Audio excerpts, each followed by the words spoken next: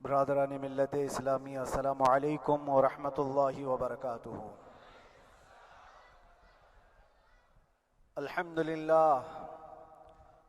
للہ الحنان المنان الذي خلق الإنسان وعلمه البيان، والصلاة والسلام على رسوله سيد الإنس والجان وعلى آله وأصحابه ذوي الخير والإحسان، أما بعد فأعوذ بالله من الشيطان الرجيم، بسم الله الرحمن الرحيم، وقل جاء الحق وزهق الباطل إن الباطل كان زهوقا، صدق الله مولانا العظيم۔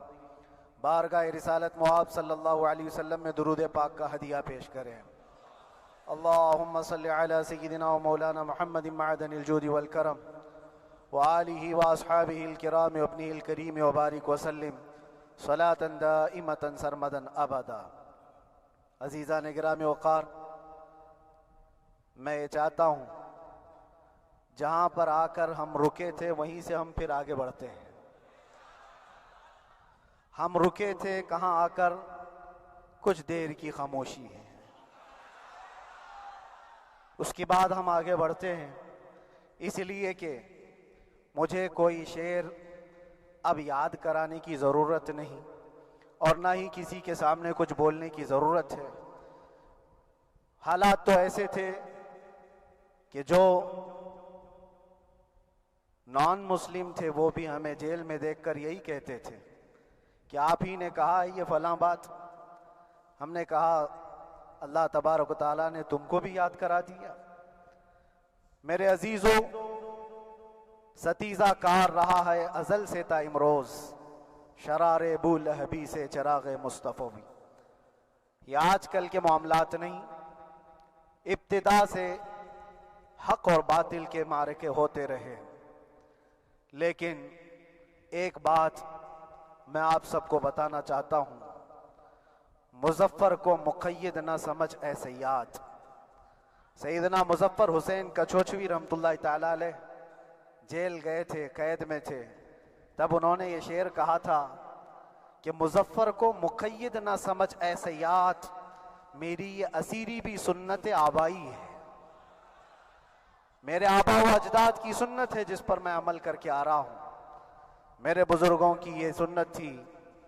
بہرحال جن کو جس راستے سے مجھے گزارنا تھا، لوگوں کے دلوں میں یہ ٹھنڈک تھی شاید کہ زبان بند کر کے چند دنوں کے لیے قید کر دیا جائے، مگر میرا عقیدہ یہ تھا کہ اللہ تبارک و تعالی جب تک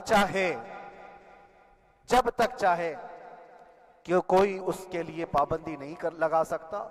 وَإِن يَمْسَسْكَ اللَّهُ بِضُرٍّ فَلَا كَاشِفَ لَهُ إِلَّا هُوَ۔ رب تعالیٰ فرماتا ہے اگر اللہ تعالیٰ تمہیں کوئی مصیبت دے تو اس کے علاوہ کوئی ٹال نہیں سکتا۔ وَإِن يَمْسَسْكَ اللَّهُ بِخَيْرٍ فَلَا رَادَّ لِفَضْلِهِ، اور اللہ کسی کو بھلائی دے دے تو پھر اس کو روک بھی کوئی نہیں سکتا۔ مولا تبارک و تعالیٰ اگر کسی کو کوئی مقام عطا کر دے تو ہزاروں کیڑوں کے پھڑپھڑانے سے وہ مقام ختم بھی نہیں ہو سکتا۔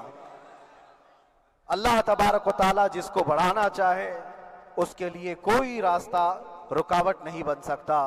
اس لیے کہ ہم نے تاریخ میں دیکھا ہے پیبند لگے کپڑے پہننے والے، پیروں میں چپل نہیں تھے، جن کے ناخن تک اکھڑ جاتے تھے، لیکن وہ جب چلتے تھے قیصر و کسریٰ بھی کانپتے تھے، جن کا ہی یہ نعرہ تھا ٹل نہ سکتے تھے جنگ میں اگر اڑ جاتے تھے، پاؤں شیروں کے بھی میدان سے اکھڑ جاتے تھے، حق سے سرکش ہوا کوئی تو بگڑ جاتے تھے، ارے تیغ کیا چیز ہے ہم توپ سے بھی لڑ جاتے تھے۔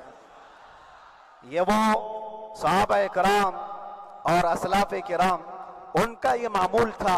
بظاہر ان کے پاس کوئی اسباب نہیں تھے لیکن اللہ کی مدد تھی، وہ پانی کی طرح بہتے ہوئے چلے گئے، نہ چٹانوں نے ان کا راستہ روکا، نہ دریاؤں نے ان کا راستہ روکا، وہ جس طرف سے جاتے تھے اللہ تعالیٰ ان کے لیے راستے بناتا تھا۔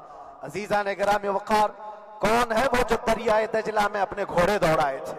کون ہے وہ جو دریا میں اپنی کشتیاں ڈال کر جلا دیا تھا کہ واپس جانے کا کوئی تصور نہ ہو؟ یہ سب میرے مصطفیٰ کریم کے دیوانوں کی ہی بات تھی۔ اسی لیے آج بھی دنیا گھبراتی ہے تو شانے لوگوں سے نہیں، دیوانوں سے ہی گھبراتی ہے۔ بہت زیادہ چالاک رہنے والوں سے نہیں، دیوانوں سے دنیا گھبراتی ہے، اس لیے کہ دنیا کو پتا ہے، دنیا جانتی ہے کہ دیوانہ کہاں دیکھتا ہے کسی کو پتا نہیں۔ اور یہ اس دیوانے کی بات کر رہا ہوں جس کے لیے اللہ کے حبیب صلی اللہ تعالیٰ علیہ وسلم کی عزت و وقار سب سے اول ہے۔ عزیزان گرامی وقار، آج آپ کے سامنے حاضر آیا، یہ میرے استاد گرامی، مربی، استاذ الاساتذہ، برادر گرامی حضرت العلامہ مفتی زبیر احمد صاحب قبلہ ادام اللہ اقبالہ، جنہوں نے دن رات ایک کر دیے تھے۔ میرے خیال سے 8 مہینے میں جتنے ان کے بال سفید ہوئے اس سے زیادہ نہیں ہوئے ہوں گے، صرف اس لیے نہیں کہ ایک بھائی کے لیے، اس لیے بھی لڑ رہے تھے کہ ایک عالم کے لیے جس سے دین کا بہت سارا حصہ وابستہ ہے۔ ان کی محنتیں رائگاں نہ گئیں۔ بہت سارے میرے احباب و اقربا، خاص طور پر مدن پورہ اور وکرولی سے، جنہوں نے اپنے گھر بار چھوڑ کر میرے لیے دوڑتے بھاگتے رہے، اللہ رب العزت اس بات کا شاہد ہے، ایک ایک دن اندر میں نے سب کے لیے دعائیں کی ہیں، اور ایسا نہیں کہ کوئی دن بھولا جاتا، اور باہر کی ہمیشہ یہ خبریں آتی رہتی ہیں کہ حالات کیسے کے کیسے ہوتے جا رہے ہیں۔ کبھی اگر گھبراہٹ اور بے چینی ہوتی تو میرے عزیزوں صرف ایک ہی بات ہمارے پاس تھی علاج کے لیے، ایک ہی علاج تھا۔ جب بے چینی بڑھ جاتی، اپنوں سے رابطہ نہیں ہو پاتا اور کسی کے خبر نہ پہنچتی، کھانے پینے کی تکلیفیں، رہنے سہنے کی مصیبتیں جب سر پر آتی تو ایک ہی علاج تھا، ان کے نثار کوئی کیسے ہی رنج میں ہو، ان کے نثار کوئی کیسے ہی رنج میں ہو، جب یاد آ گئے ہیں سب غم بھلا دیے ہیں، جب یاد آ گئے ہیں سب غم بھلا دیے ہیں۔ اس رسول محترم صلی اللہ تعالیٰ علیہ وسلم کا احسان عظیم ہے۔ بار بار مجھے یہ احساس ہوتا رہا، پوری دنیا اگر چھوڑ دے مگر یقین تھا آمنہ کا لال کبھی نہیں چھوڑے گا، اور چھوڑا بھی نہیں، اور چھوڑا بھی نہیں۔ ہر رات جو ہمارا معمول تھا، ہم نے جو دیکھا، ہماری پچھلی زندگی میں ہم نے اتنے عجائبات نہیں دیکھے ہوں گے جو 8 مہینے کے اندر ہم نے دیکھے۔ نبی پاک صلی اللہ تعالیٰ علیہ وسلم کے انعامات و اکرامات، رب تبارک و تعالیٰ کی مدد سے دل مضبوط ہوتا ہے۔ عزیزان گرامی، ہم نے تو وہاں ایسے لوگوں کو دیکھا جو ڈپریشن کا شکار ہو کر کافر بھی ہو گئے، اور حالات سے گھبرا کر کے وہ انکار کر بیٹھے، کوئی خدا نہیں ہے، کوئی مدد نہیں آتی ہے۔ ایسے حالات وہاں دیکھے، لیکن ان حالات میں بھی اللہ تبارک و تعالیٰ کی مدد ساتھ رہی۔ رسول پاک صلی اللہ تعالیٰ علیہ وسلم کا انعام و اکرام یہ تھا کہ جس طرح سے گئے تھے اسی طرح سے واپس بھی آئے، جس طرح سے گئے تھے ویسی واپس آئے، اور نہ میرے مصطفیٰ نے باہر میری عزت میں کمی کی، نہ اندر عزت میں کمی کی، کہیں پر بھی نہیں۔ الحمدللہ، جس شان کے ساتھ رسول پاک صلی اللہ تعالیٰ علیہ وسلم اپنے چاہنے والوں کو رکھتے ہیں، وہ میں نے دنیا میں دیکھا، اور پھر یہ عرض کیا آقا، آج آپ کی عزت پر بات کرنے والے کو چاہے وہ 1000 کال کوٹری کے اندر ہو، آپ عزت کے ساتھ بٹھاتے ہیں تو پھر قیامت کے دن اس کی عزت کا کیا حال ہوگا؟ عرش حق ہے مسند رفعت رسول اللہ کی، دیکھنی ہے حشر میں عزت رسول اللہ کی۔ میرے عزیزو، ایک بات کو طے کر کے چلو، انہیں جانا، انہیں مانا، نہ رکھا غیر سے کام، للہ الحمد میں دنیا سے مسلمان گیا۔ اس ایک بات میں جو عزت ہے، دنیا کے کسی مقام و منصب اور مرتبے میں عزت نہیں ہے۔ اور حالات دنیا انشاءاللہ میں سناتا رہوں گا۔ اللہ تبارک و تعالیٰ جب تک یہ زبان رکھا ہے، حق بولتے رہیں گے اور سناتے رہیں گے، اور بھی حالات آپ کو انشاءاللہ العزیز آگے سناتے رہیں گے۔ لیکن آج خصوصیت کے ساتھ میں جمعہ کے لیے اسی لیے حاضر آیا کہ یہاں کے لوگ پل پل یاد کرتے رہے۔ حضرت مجھے ہر بار خبر دیتے کہ جب نماز سے فارغ ہو کر کے میں نکلوں تو مجھے لوگ پکڑ لیتے، کیا ہوا، اب کیا خبر ہے؟ تو جس قدر آپ کی بے چینی تھی، بے قراری تھی، میرے عزیزو، مجھے بھی ملنے کی بے چینی اور بے قراری تھی، لیکن یہ ایک سٹیج تھا جس سے گزارا گیا ہے، ایک مقام تھا جس سے گزارا گیا۔ میں تو ایک نکما آدمی، میں تو ایک کم پڑا ہوا ہوں، لیکن آپ کو بزرگان دین کی اگر تاریخ پتہ ہو، امام اعظم ابو حنیفہ رضی اللہ تعالیٰ عنہ، جن کو ناحق جیل میں رکھا گیا تھا، امام موسیٰ کاظم رضی اللہ تعالیٰ 7 سال تک قید میں رہے۔ یہ کون امام موسیٰ کاظم؟ جن کے دربار میں جانے کے لیے غوث اعظم عبد القادر جیلانی رضی اللہ تعالیٰ 4 کلومیٹر دور اپنی چپل اتار دیا کرتے تھے۔ امام موسیٰ کاظم کا وہ دربار ہے جن کو باب الحوائج کہا جاتا ہے۔ اس امام کو 7 سال تک بغیر کسی قصور کے قید میں رکھا گیا، اور حد تو یہ ہے کہ اسی قید خانے میں زہر دے کر کے آپ کو مارا گیا ہے۔ آپ کا جنازہ جیل سے نکلا تھا۔ امام احمد بن حنبل جن کو 5 لاکھ حدیثیں یاد ہیں نبی پاک صلی اللہ تعالیٰ علیہ وسلم کی، بغداد کے سر بازار آپ کو ننگی پیٹھ پر کوڑے مارے گئے۔ آپ کو اندازہ ہے بزرگان دین کی ایک لمبی فہرست ہے۔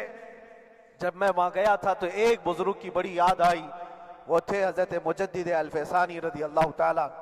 اکبر جیسے ڈکٹیٹر کے سامنے، اس زمانے کے سب سے بڑے ڈکٹیٹر بادشاہ کے سامنے آپ نے حق بات کا اعلان کیا تھا۔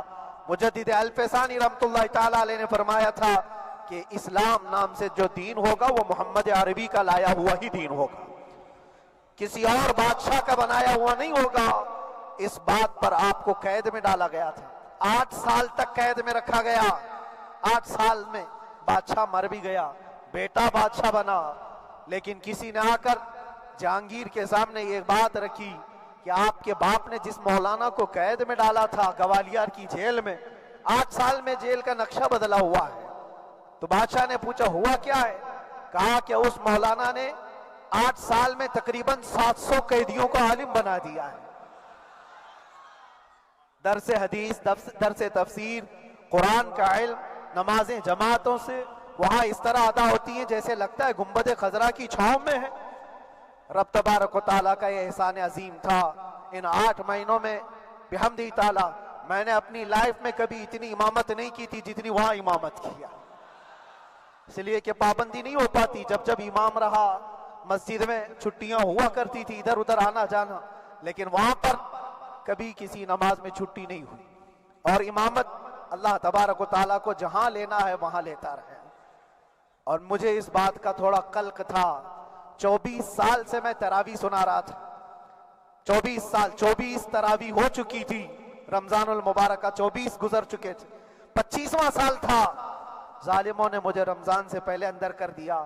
بار بار یہ خواہش ہوتی تھی کہ میری تراویح چھوٹنے نہ پائے، 25ویں تراویح ہے، 25ویں محراب ہے، لیکن رب تبارک و تعالیٰ کا احسان، اندر موجود سارے مسلمانوں نے یہ مطالبہ کیا کہ ہم یہاں جماعت سے تراویح قائم کریں گے۔ اور اب تک لوگ الم تری کیف والی تراویح کبھی کبھار پڑھ لیا کرتے ہیں، لیکن سارے لوگوں نے مل کر کے یہ اتفاقاً کہا کہ ہم پورا قرآن آپ سے سننا چاہتے ہیں۔ کیسے کیسے قیدی تھے، کیسے کیسے کرائم والے تھے۔ میں نے کہا آج میں ایک دن پڑھاتا ہوں، ایک پارہ پڑھوں گا، آپ کو اگر لگے تو بتا دینا، بھاری پڑ جائے، کیونکہ لوگ سارے کرمنل ہیں اور کئی طرح کے جرائم کیے ہوئے لوگ ہیں۔ نماز دین سے کہاں زیادہ رشتہ، کہاں ہو سکتا ہے یہ گھبرا کر بھاگ جائیں۔ ایک دن پڑھاؤں گا، اگر آپ کو لگے تو بول دینا، نہیں تو کل سے الحمد للہ۔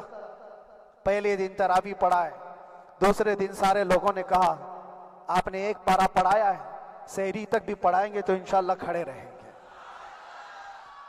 یہ جو استقامت، یہ ساری چیزیں دلوں کا جمع ہونا اور ہماری طرف دلوں کو پھیر دینا بغیر اللہ کی مدد کے نہیں ہوتا، رسول پاک صلی اللہ تعالیٰ علیہ وسلم کے کرم و احسان کے بغیر نہیں ہوتا۔ وہ تراویح بھی پڑھتے رہے، تفسیر قرآن بھی سنتے رہے اور قرآن کی تعلیم بھی لیتے رہے۔ پھر مجھے اندازہ یہ ہوا کہ رب تبارک و تعالیٰ کی منشا یہ تھی کہ ہماری تراویح کی محراب کی سلور جبلی جیل کے اندر ہو جائے۔ مجھے اس بات کا کوئی قلق نہیں رہا کہ میری کوئی چیز چھوٹ گئی ہے۔ ہاں، عید، بقرعید، محرم، یہ تمام چیزیں لوگوں کی یاد تو رہتی، رشتہ دار، احباب، اقربا کی یاد، لیکن اللہ کی مرضی، میرا رب تبارک و تعالیٰ جو پسند کرے اس میں ہم راضی ہیں۔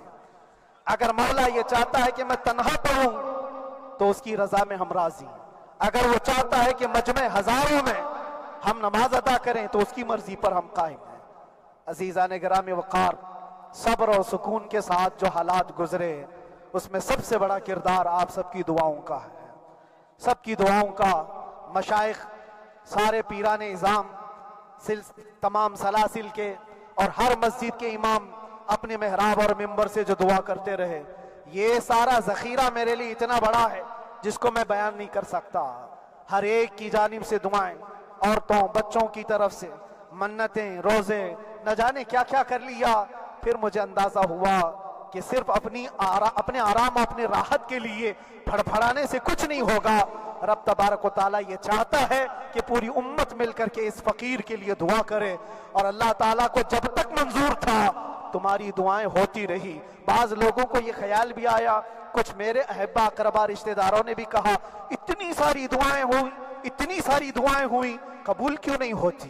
ایک بات یاد رکھو، پوری دنیا مل کر کھڑے ہو کر دعا کرے، اللہ کی قدرت پر کوئی کام کرنا واجب نہیں ہے، اللہ پر کوئی